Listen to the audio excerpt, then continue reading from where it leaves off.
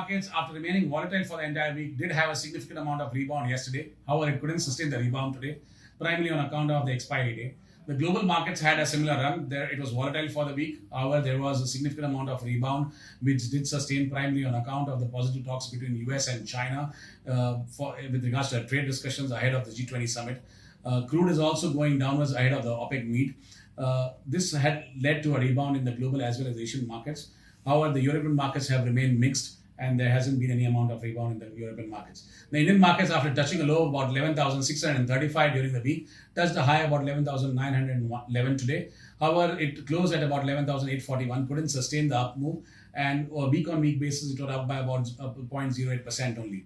The indices that did well in the Indian markets were PSU banks. The PSU index was up by about 3.8% on account of an expectation of 40,000 crore of recapitalization for the PSU banks in the coming budget. The other index that did well was metal, which was up by about 2.5% on account of increasing prices in the global markets.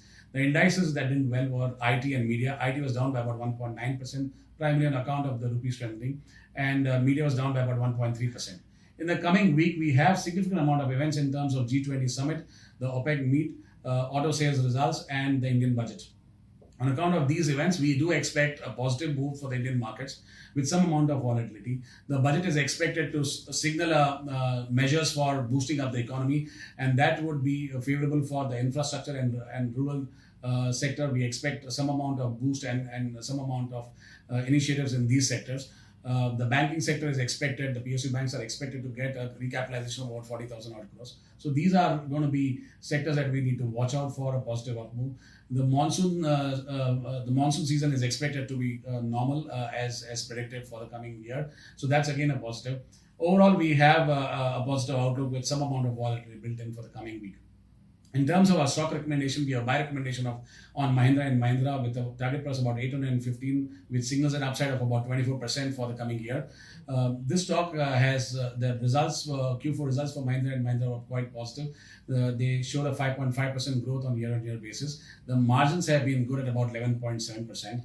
Export growth has been quite positive at about 36%, and the tractor market share has been sustained at about 41.4% in a year that was a subdued year for the tractor segment. Overall, the monsoon season being normal for the coming year and a significant boost to the rural economy is going to be positive for the Mahindra and Mahindra stock. At a valuation of about 13p, it is reasonably cheaper to the industry average of about 22 times p. So that's our recommendation for Mahindra and Mahindra.